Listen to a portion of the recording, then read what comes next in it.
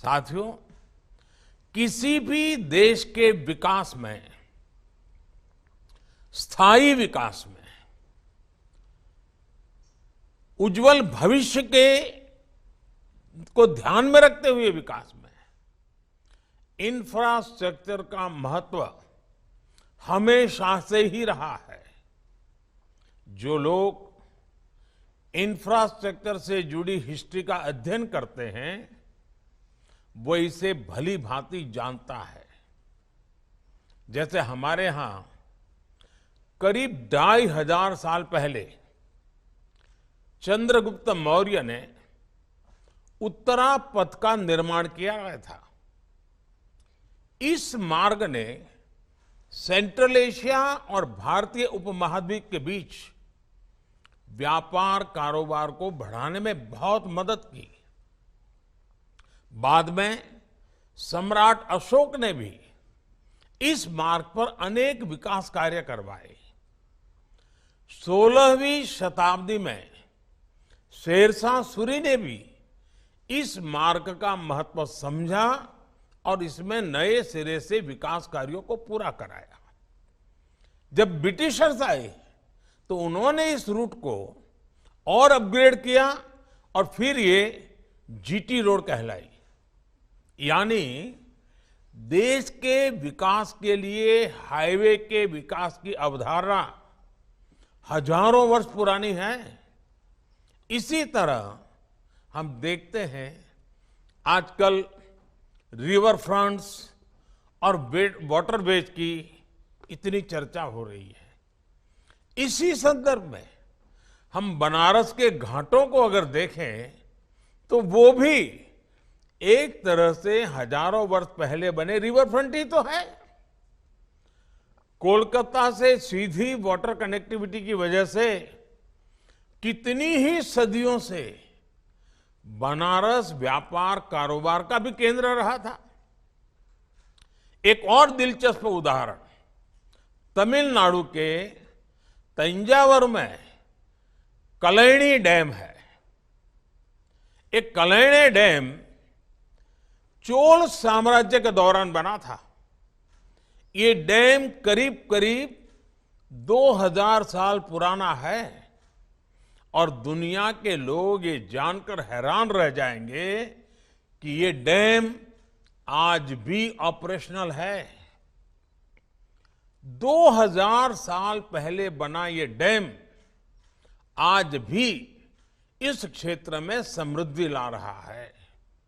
आप कल्पना कर सकते हैं कि भारत की क्या विरासत रही है, क्या विशेषज्ञता रही है, क्या सामर्थ्य रहा है। दुर्भाग्य से आजादी के बाद आधुनिक इंफ्रास्ट्रक्चर पर उतना बल नहीं दिया गया जितना दिया जाना चाहिए था।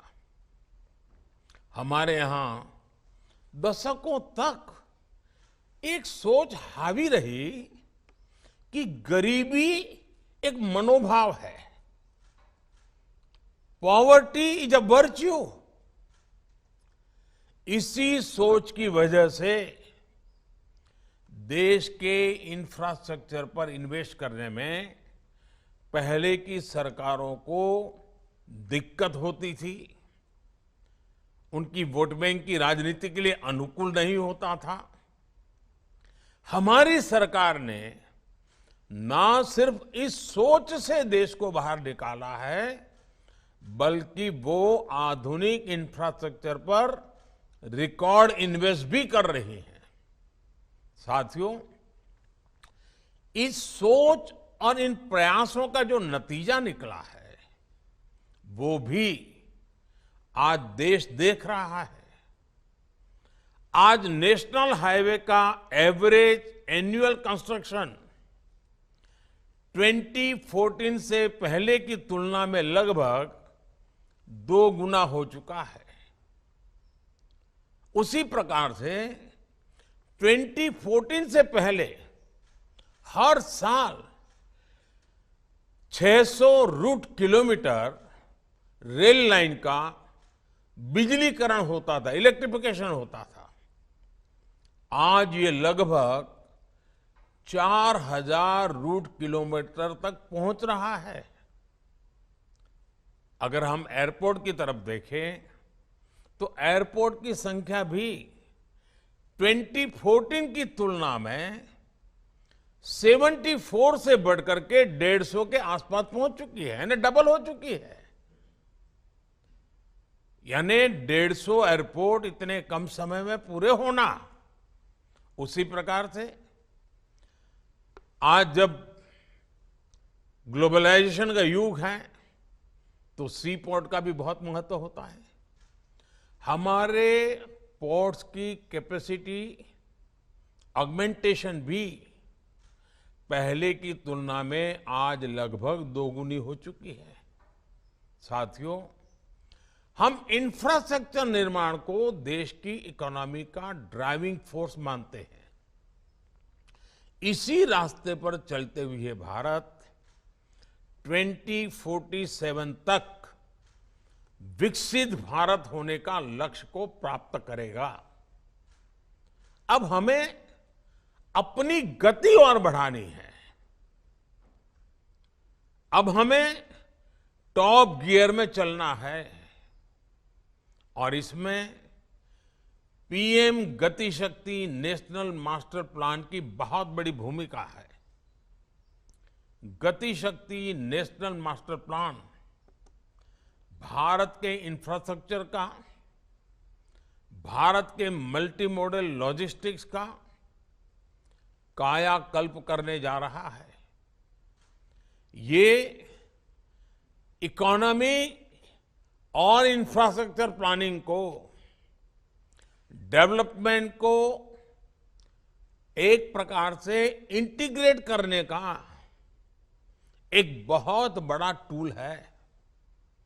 आप याद करिए, हमारे यहां बड़ी समस्या ये रही कि पोर्ट, एयरपोर्ट बन जाते थे, लेकिन फर्स्ट माइल और लास्ट माइल कनेक्टिविटी पर ध्यान ही नहीं दिया जाता था, प्राथमिकता नहीं होती थी।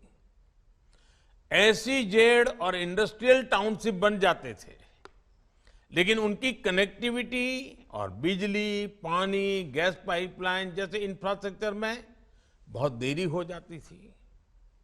इस वजह से लॉजिस्टिक की कितनी दिक्कतें होती थी, देश की जीडीपी का कितना बड़ा हिस्सा अनावश्यक खर्च हो रहा था और विकास के हर काम को एक प्रकार से रोक लग जाती थी।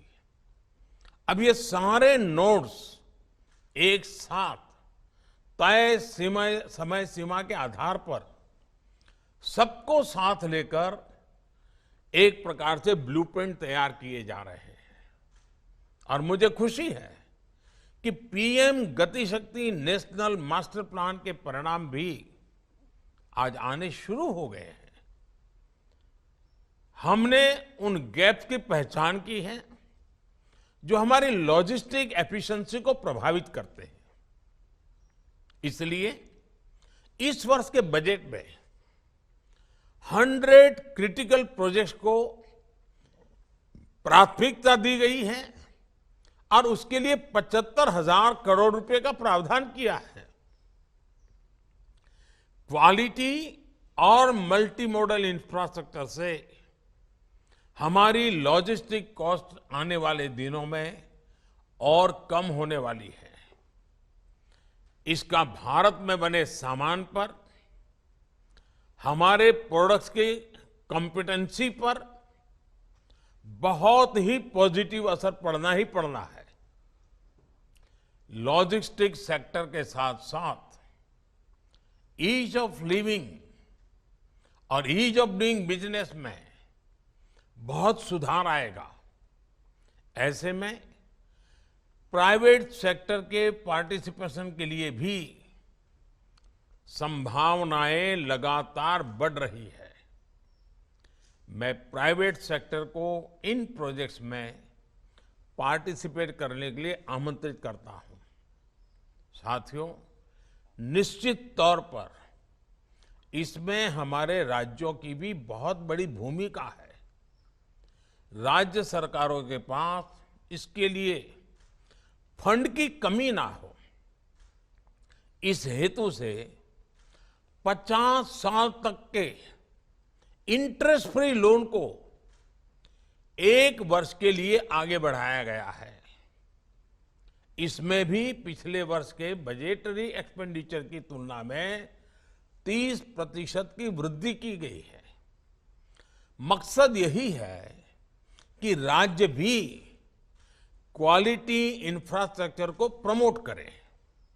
साथियों, इस वेबिनार में आप सभी को मेरा आग्रह रहेगा कि एक और विषय पर भी अगर आप सोच सकते हैं तो जरूर सोचिए। आधुनिक इंफ्रास्ट्रक्चर के डेवलप हो तो कंस्ट्रक्शन इंडस्ट्री को भी मटेरियल्स मोबिलाइज करने में उतनी ही आसानी होगी। हमें इंटीग्रेटेड अप्रोच की जरूरत है। सर्कुलर इकोनॉमी का हिस्सा भी हमें हमारे भावी निर्माण कार्यों के साथ जोड़ना होगा। वेस्ट में से बेस्ट का कंसेप्ट भी उसका हिस्सा बनना जरूरी है। और मैं समझता हूं इसमें पीएम गति शक्ति नेशनल मास्टर प्लान की भी बड़ी भूमिका है। साथियों, जब किसी स्थान पर इंफ्रास्ट्रक्चर डेवलप होता है तो वो अपने साथ विकास भी लेकर आता है। एक प्रकार से डेवलपमेंट की पूरी इकोसिस्टम साइमल्टेनियस अपने आप खड़ी होना शुरू हो जाती है। और मैं जरूर अपने पुराने दिनों को जब याद करता हूं, जब कच्छ में भूकंप आया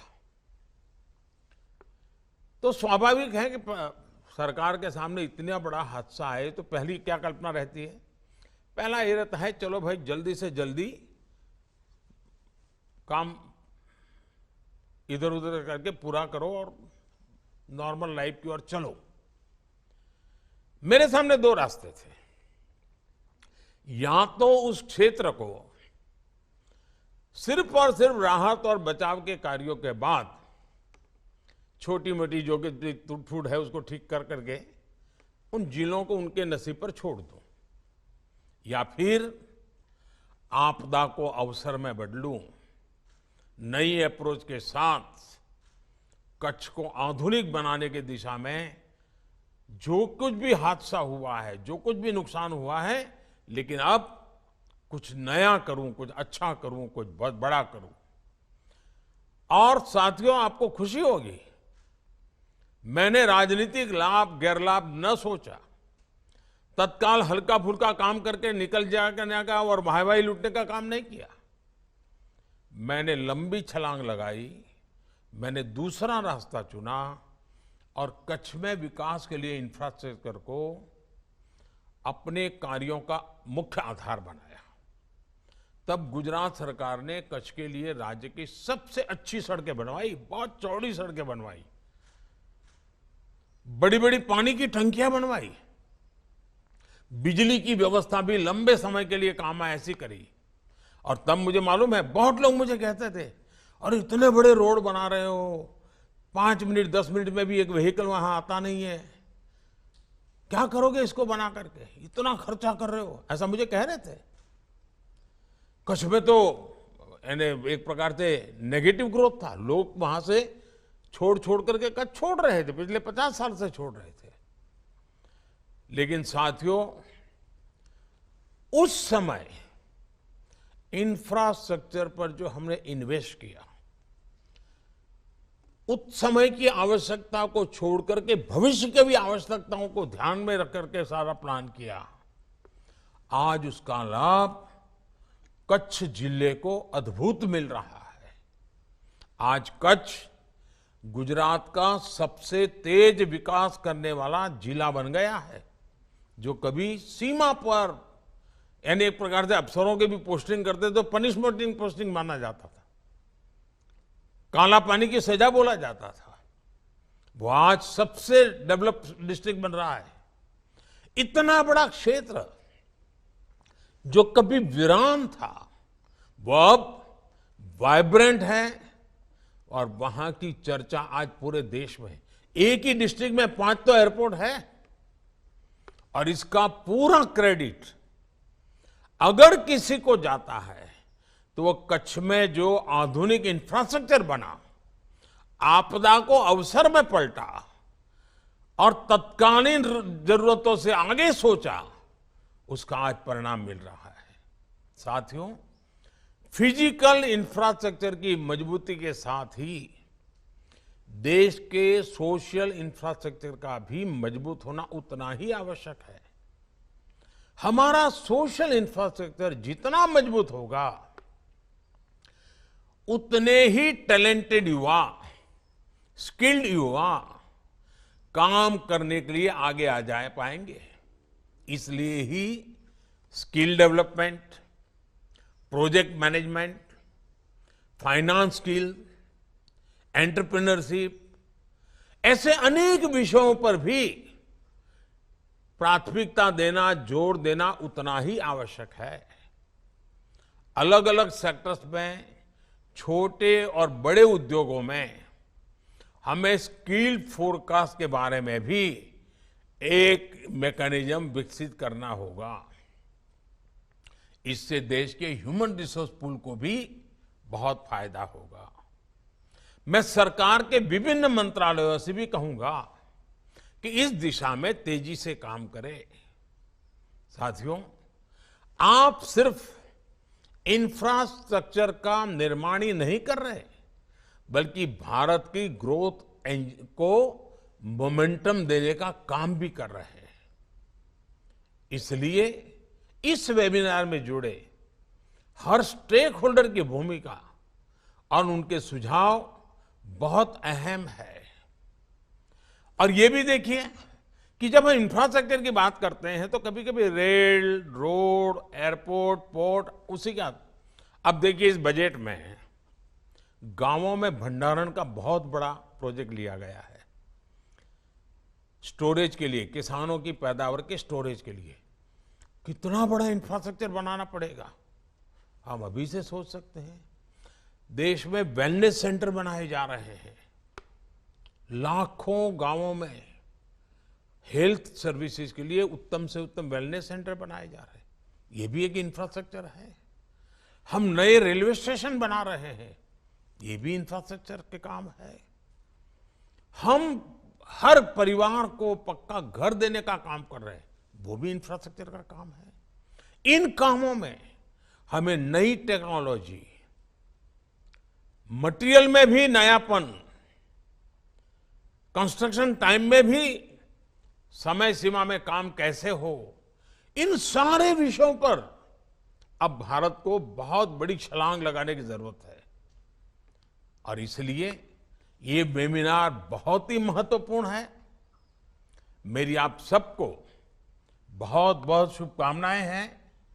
आपका ये मंथन, आपके ये विचार, आपका अनुभव इस बजट को उत्तम से उत्तम तरीके से इंप्लीमेंट करने का कारण बनेगा। तेज गति से इंप्लीमेंटेशन होगा और सर्वाधिक अच्छे आउटकम वाला परिणाम मिलेगा, ये मुझे पूरा विश्वास है। मेरी तरफ से आपको बहुत शुभकामनाएं हैं। धन्यवाद।